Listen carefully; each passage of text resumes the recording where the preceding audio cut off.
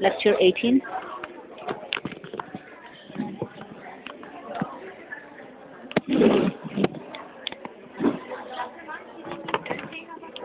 What? It's, the exam? Or you mean the final? Yeah, the exam is Thursday, right? Tuesday.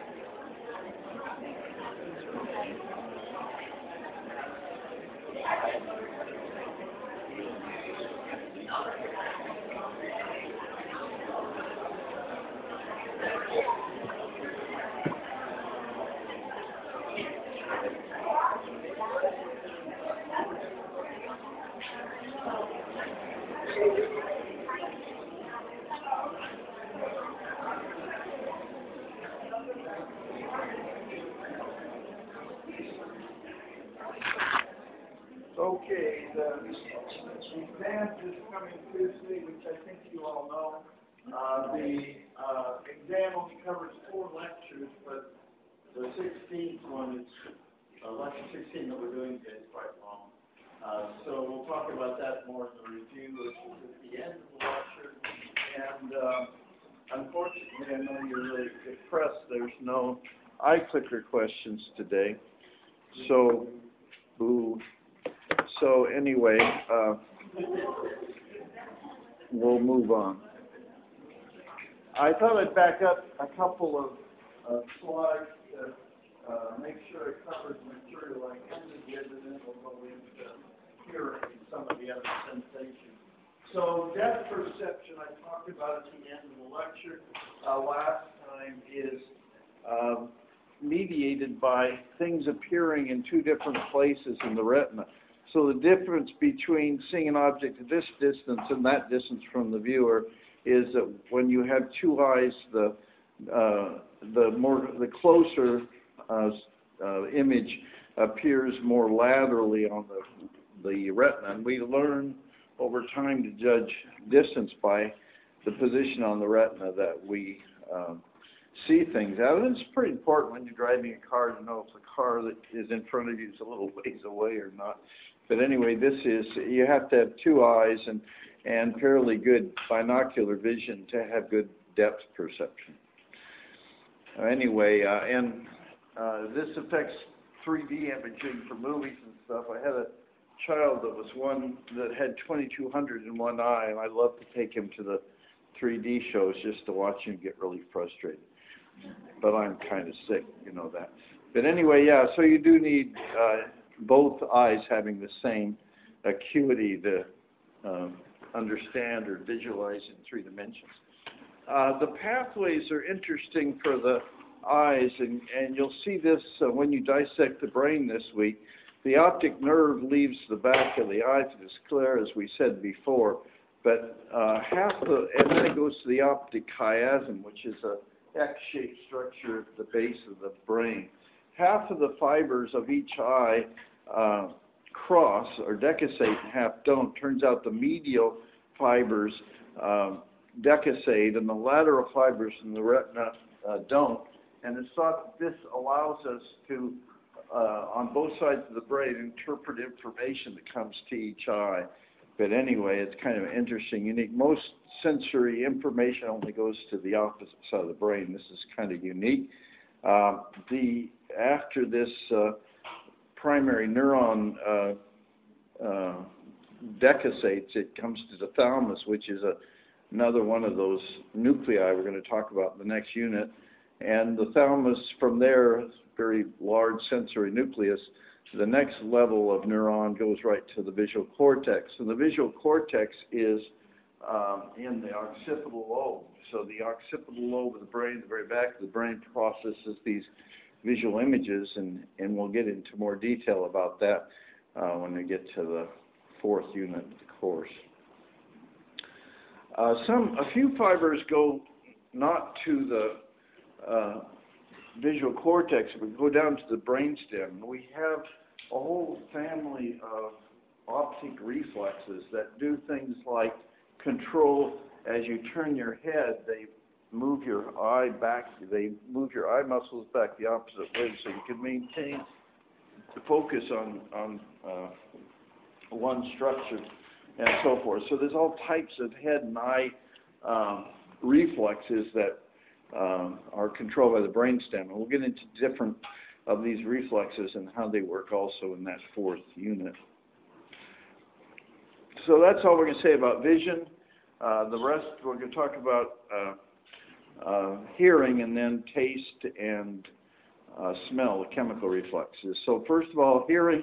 Anatomically, the outer part of our ear, we call the pinna medically, or auricle is also a term used, which reflects the sound waves into the ear canal, or the receptor for those Q-tips, which is formally called the external auditory meatus.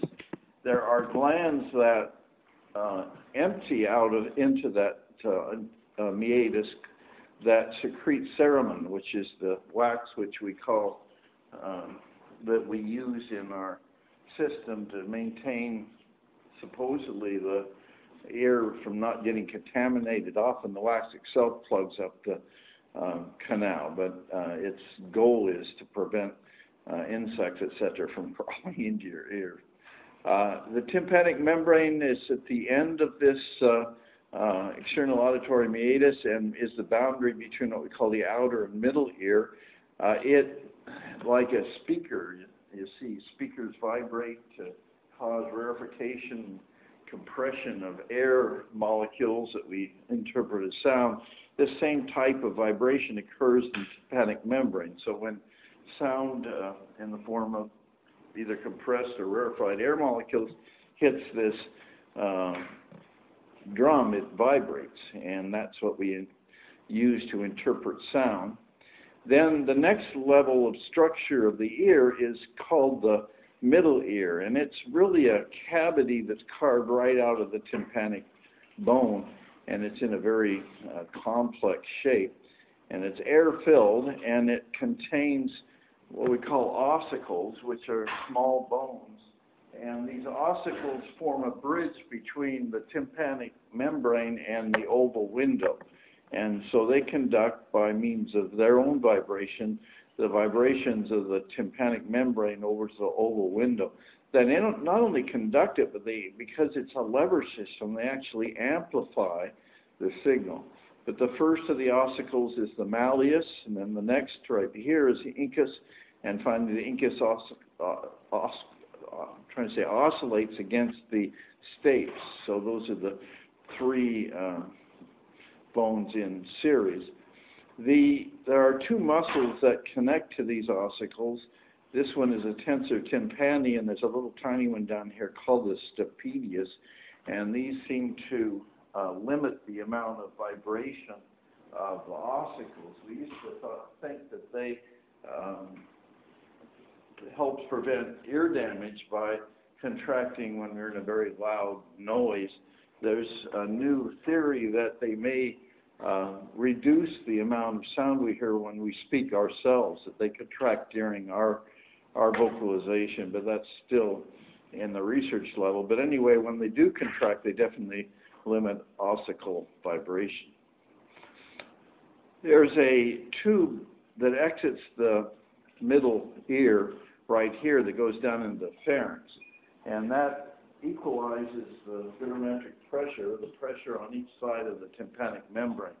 So if it wasn't for this, when you changed altitude, for example, in the airplane, say you go up to a couple thousand feet in the airplane, what would happen would be you'd have more pressure inside this in the middle ear than you would outside. And so the eardrum or the tympanic membrane would push outward and could rupture. So this canal equalizes the pressure on both sides of the membrane, and so the membrane isn't distorted. Thank you, sir. Good. That's good. Thank you. So that's why when you go in an airplane, you either chew gum or you swallow, because that distal end of the eustachian tube is not open all the time. And when you swallow or chew gum, and that causes you to swallow many times, that opens that tube, and hence you keep equalizing the pressure so you don't feel a popping of the ears and so forth you would otherwise. Also, the difficulty hearing when you get an infection is often because the pressure builds up in the middle ear due to the throat infection closing the distal end of the eustachian tube. Then the innermost part of the ear is also due to a very complex structure in the tympanic bone, a complex opening or cavity, and the cavity is also kind of outlined by membranes. So it's called a labyrinth because it's such a complex shape. But it's a cavity in the bone, and then the bone itself is lined by a membrane. So the membrane kind of mimics the cavity structure. And it consists of two major parts. One are called the semicircular canals, of which there's three in different orientations. Before those semicircular canals is an area that controls the entrance of those canals, which is called the vestibule. That indicates it opens into the canals. And then the other major part of the labyrinth is this cochlea, which of course is the sound transducer that lets us convert different frequencies of sound into signals that we can interpret in our auditory cortex. So we'll first look at the cochlear structure, and then we'll look at the function of the semicircular canals. So if you transect the cochlea, like this little figure is trying to indicate, you'd see this complex structure shown right below. And you'll notice there's three chambers, an upper chamber called the scala vestibuli. Shut that off, maybe it won't echo. Guess it won't let me shut it off today. Okay, the scala vestibuli is the upper chamber. The lowest chamber is called, indicated down here, is called the scala, I can't even remember today, scala tympani, and the middle one is scala media. And they're filled with different fluids. The perilymph is a lot like cerebrospinal fluid, as the text indicates, but it's very close to the type of constituency in an extracellular fluid, where the fluid in the scala media is called the endolymph, and it's closer to the fluid inside cells, and we'll talk about the significance of that in just a second. The scala media has a little transducer device, which we call the organ of Corti, which is pictured right here, which is what transduces the vibrations into a signal that we can interpret. So this is a little bit more detail about the organ of Corti. So it rests on this membrane that divides the different scala, and the membrane is called the basilar membrane, and it consists of hair cells, as so many of our sensory devices do. We're going to talk about some more in a second. And there's 4 rows of these hair cells. These 3 rows are called outer, and this is called the inner hair cell world. And then laying on top of them is a membrane called the tectoral membrane. So here you can see the thing in less amplification. So scala tympani, then the organ of Corti, this little tectoral membrane laying on the hair cells, and then Reisner's membrane separates the scala vestibuli from the scala media. This is a EM of the 3 outer rows of hair cells, and then the inner row of hair cells. It shows how well ordered they are. So when sound waves come from we mentioned the tympanic membrane vibrating, and then oscillations of the ossicles causing distortion of the round window, this then starts putting sound waves or waves of fluid movement through the perilymph. And this red system, the red arrows kind of show the direction of that wave pattern. And then they push out the round window on the other end of the canal. So the scala vestibuli goes way down to the helicotrema, they call it, the far end of the cochlea, and the waves can come all the way back and push out the round window, although often they distort the basilar membrane, and kind of it's a shorter route. The range that humans can hear at the extreme, and definitely that's the extreme, is a very low frequency sound at about 20 hertz and up to 20,000 hertz, high frequency sound. How sensitive we are to that frequency varies with the frequency. In other words, you can measure sensitivity in what we call decibels, and you'll notice we're most sensitive in around the 1,000 to 3,000 range. So right in here is where we are very sensitive to sound, and then if we get to highs or extreme lows, we get less and less sensitive. So the 1,000 to 3,000 hertz is where we're most sensitive. As you know, like most other things, we lose sensitivity as we age, especially males seem to be prone to lose sensitive their hearing, and especially higher frequencies. The wives' tale is because the husbands get tired of listening to their wives complain. But as you get older, definitely the higher frequencies disappear in the higher range. So again, the pen of direct sound into the canal, the tympanic membrane vibrates, the ossicle conducts vibration to the oval window, and the paralymph conducts the vibrations through the scale. These cause the basilar membrane that the organ of Corti is on to push upward, and as it does, the tectoral membrane is pushing downward. In some places, you'll read the outer hair bundles are most compressed, but I've read both. But I just put the outer hair bundles are forced to tilt because of the basilar membrane pushing up. And this gets into what hair cells do, and I'm going to show you this in a better figure in just a minute. But this represents a hair cell, and when the hairs are bent one way or another, it depolarizes or hyperpolarizes, and I'll show you it better in a second. But if you bend them towards the tallest of the hair cells, it will, looks like here, I thought it depolarized, so I might be wrong. But anyway, I'll show you better in a figure because I know I have it represented better in the future.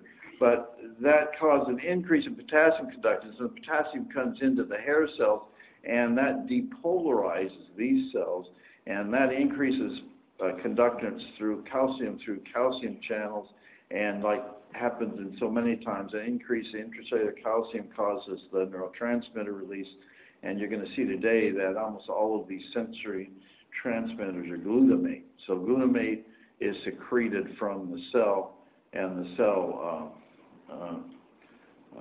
gives a signal that's interpreted as in the sensory cortex as hearing. We interpret sound amplitude by how much displacement occurs. So how much you bend those kinocilium, those hair cells, determines how loud the sound is. And we interpret frequency by where on the basilar membrane the hair cells are activated. So if you're close to the window right here, that's when you hear high frequency sound. So the highest frequency is interpreted very close to the ossicles or to the windows, the round oval window. And sound way down at the helicotrina is where we hear low pitch sound. So the organ of Corti that are activated way out here signal to our brain that it's a very deep sound or low frequency sound. Get back to that hair cell, because the same hair cells work in the what we call the equilibrium sense or vestibular sense as they do in the auditory sensation. So I'll show you the hair cells in more detail later. But another place they work is with equilibrium. And static and linear acceleration is interpreted in the vestibule. So this is the vestibule. It's these two. It's divided into two chambers. One's called the utricle and the other's called the saccula. And they have within them a transducing device called the macula. So I'll say that again because it's confusing. So within each of these two vestibular chambers, the utricle and the saccula, there is a macula. And the macula looks like this. And the macula has the hair cells, the same kind of hair cells that are in the cochlea, but they're, instead of being bent by the tectoral membrane pushing down, they have kind of a gel substance that surrounds them, and then on top of the gelatinous material are some little bony fragments that they call otoliths. They're composed of the calcium carbonate material that bone is. They're little fragments of bone, essentially. So they're floating on this gelatinous matrix. So we got a patch of hair cells and then the otoliths, and there's one of these in each of these two chambers. And what happens is when the force of gravity pulls on those otoliths, it bends the hair cells. So, and this is what the better description of what happens. So when the hair cells deform by pushing towards the longest hair cell, it causes depolarization, which is what I thought was happening before. And then calcium rushes in, and in this case, it depolarizes the cell. And this is like the high potassium. So this is like inside the cell up here in the endolymph, and this down here is like low calcium. So this is like extracellular fluid. It's called perilymph. And so what happens is when they depolarize, calcium rushes into this little hair cell, and then they release their neurotransmitter, which again is glutamate, and that signal goes through the auditory neuron up to the part of our cortex we interpret sound. So I think I got all that written out. Upright posture. Oh, there's two different maculas. There's a different macula in the utricle and the saccula, and they're oriented at 90 degrees from each other. And so that gives us information no matter what direction our head is pointing. And as I said before, when you bend that cilia, it ends up increasing calcium inside the cell and exocytoting glutamate. These receptors are sensitive to our position with respect to gravity. So if we close our eyes and turn our head back and forth, that's how we know what direction our head is, essentially, which represents our body. If you were underwater, you could even interpret your position with respect to gravity by these devices. There's similar devices in all kinds of animals, and all of them have this same, we call it proprioceptive ability. It allows us to know our body's position with respect to gravity, so we can adapt as far as reflexes, muscle reflexes, and so forth to changes in that position. These are also said to be subject to linear acceleration. That's changes in speed in a straight direction. So if you're going forward or backward, there's a change in speed. It also would change the otoliths affect the otoliths pushing on the stereocilia. The other sense, what we call proprioception in the vestibular device, is conducted through the semicircular canals. There's one which we call a posterior canal, one that's horizontal, and then one that's anterior. So the anterior and posterior are both vertical and 90 degrees from each other, and then the horizontal, of course, is horizontal to the surface of our Earth, if you want to look at it that way. In each of these semicircular canals, there's a swollen area in the entrance exam, which we call an ampulla. And within this ampulla is another hair cell device, which in this case is called the crista ampullaris. And the hair cells are similar, but there's no otoliths, there's no tectoral membrane, there's no gelatinous material. What activates these hair cells is motion of fluid through those semicircular canals. So they're not affected by gravity, they're affected by motion in each plane.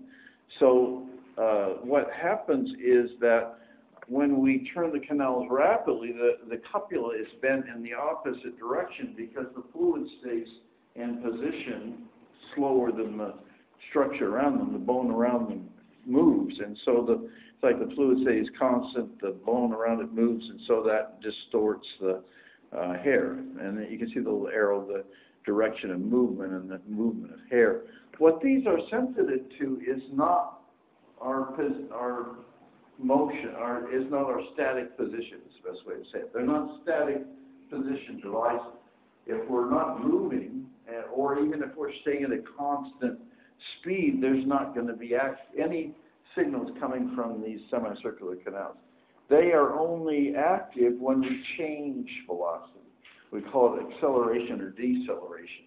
So when you're moving along in your car at 60 miles an hour, they're not sending out a signal at all. And so we have very little sense of our velocity unless it's changing. So you can tell a police officer that stops you that I don't know how fast I go. But if you speed up or if you step on the brake, these are really activated because then you've changed your speed. So, and in the semicircular canals, it's mostly angular change in speed. We call it angular acceleration turning.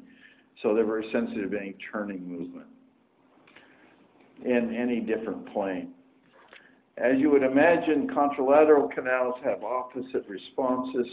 We've learned to integrate this as we've grown up and have a good, sense of what direction we're turning and so forth. So that's what we call the vestibular senses. It gives us proprioceptive information and hearing, audition. What we have left is the chemical senses, and the chemical senses are divided into gustatory, which is taste, and olfactory, which is smell. So those are the last two areas we're going to talk about. They're kind of interesting in themselves. Think of the eye and the ear as the most elegant, but these are also amazingly interesting the more we get to know about them. So the receptors for olfaction are in the top superior part of the nasal cavities, as well pictured here. And I mentioned before when we were talking about skull that there was some holes in the cribriform plate, and that's where these bipolar neurons go. So there are bipolar neurons that come from the olfactory nerve and go through that cribriform plate and send little, very sensitive, we call them cilia, into the top of the nasal cavity. And the distal part of these bipolar neurons are covered by cilia. So here's a figure. So this is going to the olfactory bulb where the next neuron, second order neuron, begins. And this is the bipolar neuron, a classic bipolar neuron. And down here at the distal end is where the receptive cilia are for this sensation. The receptors are G proteins, and they're tremendously sensitive. Just a few parts per million of odorants activate this response. And our sense of smell is far less than dogs and many other organisms, but still even in us, it's extremely sensitive and extremely diverse. We can sense hundreds to thousands of different smells, and some animals, like rats, are even way more sensitive than us to different smells. We say that it's difficult to classify smell, and we use the term ethereal, which means like ether. It's hard to picture. But anyway, you can kind of classify taste as sweet or bitter or all kinds of other terminologies, acidic. But smell is very difficult to describe. And we, in our lab, in a week or two, you'll do a lab on this, and they'll give you these different odors and ask you what they are. And to put them in words is extremely difficult, you'll find. But often we relate them to experience. So we'll give you something like a apple pie kind of odor, and you'll say Thanksgiving. So you seem to relate things of smell more to experience, past experience, than a description. For example, a given perfume, most of us can't know the name of it, but if we step onto an elevator and we smell that perfume, you might hit the person beside you because you hated the last person that had that perfume on. So you relate it more to past experience than an exact name or something you can classify. Each of these different odorants activates a G protein, and it's a huge family of G proteins. They call them G sub-olf, O-L-F, for olfactory. And this set of genes, the largest set of mammalian genes known, each of these individual receptors, of which there's hundreds to thousands, is one different, one stimuli. And so we have the capacity to smell tremendous number of odors because there's so many different receptors. But the receptors activated by binding with the G protein receptor that's part of these cilia. And once it couples, it acts as a ligand, it couples to the G-OLF receptor. That, like classically does, that splits off the alpha from the beta-gamma subunit, and that ends up activating adenyl cyclase and activating cyclic AMP, and the cyclic AMP increases, in this case, sodium conductance, and that depolarizes cell, and if stimulated enough, kick off action potential. So each one of these receptors is different, and there's potentially thousands of different G-OLF proteins that are activated. I skipped over the first line, but apparently the odor has to be in solution. So the membranes of our mucous membranes of our nasal sinuses secrete fluid, and that fluid dissolves a chemical, and then the chemical activates the G-OLF receptor protein. I mentioned before that this whole olfactory response is one of the fastest adapting sensory responses we have. They estimate that the response is cut in half within a second. So you've all experienced this. Somebody says they smell smoke, and you go out in the hall and you smell it, and then you walk around trying to find the source, and you quickly lose the scent. So it only seems effective for a very short period of time. Within a minute, if you try and continually smell something, you can't smell it again. So it's a very rapid adapting response, which probably has some survival value. T's missing there. Here we go again, like everything else, I hate these lectures. These responses, olfaction also, we lose with age. As we get older and older, our ability to sense odors decreases. Hence, you go to a senior citizen's home and can't believe the amount of perfume.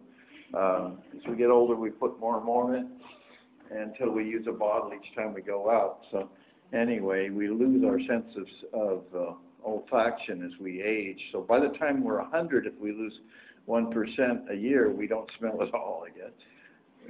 One of the interesting parts of that story is children are extremely sensitive to odors. And one shouldn't yell at your child. You go to a fair, and they go into the barn with the animals, and they start choking and want to run out. And, I mean, we don't hardly smell the barn. We feel fine. It's okay with me. I love cows. But they're all, turned off. So anyway, the children have much, much better sensation to smell than we do. So anyway, here's the bipolar neurons coming up and synapsing with the neurons, the second order neurons in the olfactory bulb, which you'll see, and then they go right up to the olfactory nucleus, which we'll talk about in the frontal lobe, which we'll talk about when we get to the brain again.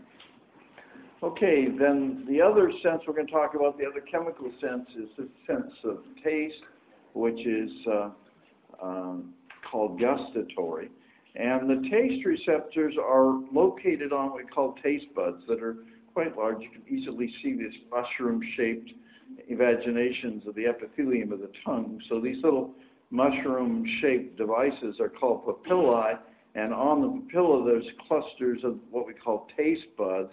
And the taste buds consist of 100 or so of these little modified epithelial cells that we refer to as gustatory cells. And these, again, here we go again, they have little microvilli that are sensitive to different dissolved chemicals. The microvilli protrude from a pore on the surface of the papilla that the chemical can get to. Again, this is,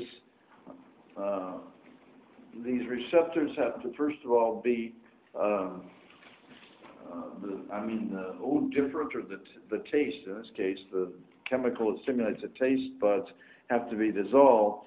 And they seem to, this is kind of disappearing in the literature, that we used to say that the senses of taste were localized as given on this figure, but now it doesn't appear near as specific as we used to say.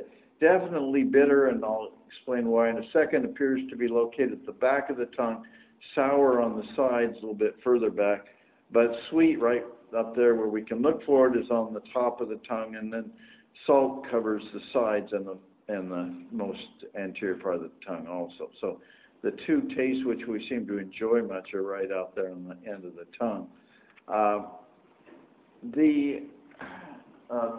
Bourne and Beaupaper relates taste, as you see, to vision, in that we may only have 4 different types of taste that we can perceive, but we meld these and end up with an ability to discriminate, hundreds of different foods. So it's probably not only to how much of salt versus how much of sweet versus whatever, but also the texture of the food even can affect touch receptors. But as they say there, it's like the eyes can only see 3 or 4 different colors, but we can meld them into many different colors by having different amplitude of each color. It's kind of the same thing. The different tastes we get are how much salt versus how much sweet versus whatever. So again, the salt is sensitive to ionized salt, especially sodium seems to be very active in activating this receptor. And it's a channel that's represented right here, which appears to be ENAC, which appears to leak sodium all the time. So if you elevate sodium out in the fluid around your tongue, it leaks into that cell and depolarizes. So it's a sodium channel that, unlike occurs in neurons, only opens when the voltage gates it. This one is always open, so if they have more sodium around, this will cause the cascade to occur, which is depolarization, which always happens when sodium enters a cell. It causes the voltage-gated calcium channels to open and release a neurotransmitter. And so that's the sodium. And it turns out the acid transduction method is just the same. It's hydrogen coming in, but they think some of the hydrogen comes in through this ENAC receptor, but it also seems to activate another sodium channel that the hydrogen opens more. So it gets in and it allows more sodium to get in, that depolarizes the cell, and again, calcium concentration goes up. So sour is hydrogen ions. We consume a lot of acid in the form of things like vinegar and fruit juices and so forth have lots of hydrogen ions, as does meat and so forth. So there's quite a bit of hydrogen in our diet. Sweet we get from disaccharides mostly. Sucrose is table sugar. It's one of the most active. And it works, unlike the others, not through an ion channel, but we're back to the G proteins. There's a family of G proteins that's sensitive to sugar, and it activates the phospholipase system. So it produces inositol triphosphate, and that releases calcium in stores such as the ER. And so again, the calcium goes up, and that causes release of the neurotransmitter. So sweet works through the G protein system, phospholipase C. And bitter is interesting. It's a whole family of very diverse molecules and even organic material causes this bitter sensation. Magnesium and potassium are definitely effective, but so is quinine and some other organic materials. The receptors are in the back of the tongue, and this is a useful thing because most of these bitter sensations are alkalotic and can be very toxic. Most toxic substances are capable of activating these receptors, and they cause us to gag and to close our larynx and so forth. So these bitter sensations cause us to swallow less and perhaps save us in some situations. But once activated, the bitter stimulus does the same thing. It works through the IP3 and releases neurotransmitters. So how do you tell the difference between sweet and bitter? It's nerve tracts again. The bitter G protein is on different taste buds than the sweet one. And so even though they both activate the same G protein and the same cascade, the nerve tracts are different. And so we can interpret the difference between bitter and sweet by the tracts again. Finally, one of the more interesting and newest of the senses we've learned about are called UMAMI. It's an amino acid receptor. Umami, it was named by Japanese researchers, and it means delicious, I believe. But this amino acid receptor is also a G protein and also coupled to PLC, phospholipase C, and also releases calcium. So the signal is again the same as the sweet and the bitter, but it releases the same neurotransmitter family. But again, it's on different taste buds and goes in different tracks up to the brain. But this is the MSG receptor. Glutamate is one of the most potent stimulators, and hence we developed the don't seem to be doing as much because some people are allergic, but the practice of adding MSG and glutamates to our food, because it does increase their taste tremendously, and that's due to the presence of this receptor. Seem to be other amino acids, but glutamate is definitely one of the most potent.